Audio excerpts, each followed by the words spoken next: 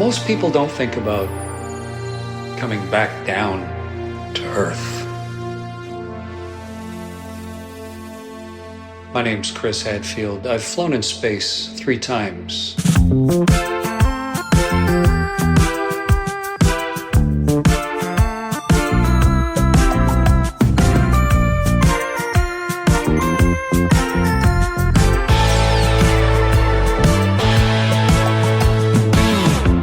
Third space flight, I was the pilot of a Russian spaceship, a Soyuz. After 6 months in space, I climbed into my pressure suit and climbed into the Soyuz and strapped back into my chair and got ready to undock from the space station.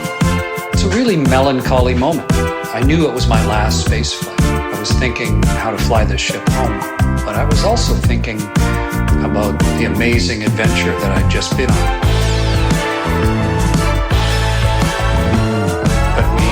Did all of our checks, and we drove the hooks that released us from the space station.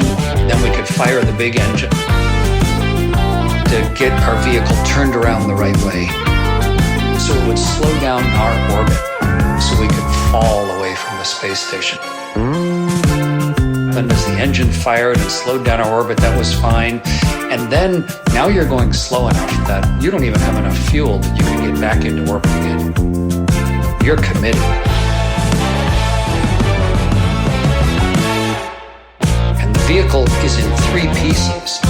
And when the air starts to get thicker around the vehicle, just way at the top of the atmosphere, an explosion happens. And it breaks those 3 pieces into individual parts. So the engine piece flies off, and the living quarters, it flies off, and they tumble away, and they burn up in the atmosphere.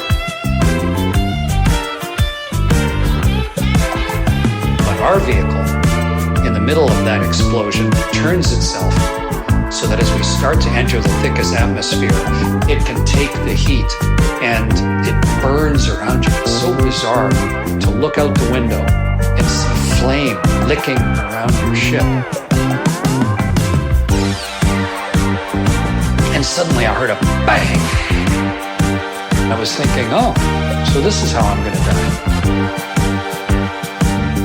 But then there was another bang, and more sparks went by the window.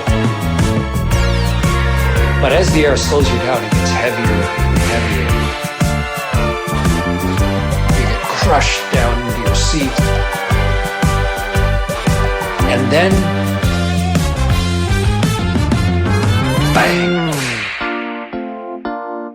Suddenly, after weightlessness and then all of that force and banging and all of those explosions, out pops the great big parachute. And you equalize with the air of the world. The vehicle opens a hole, basically.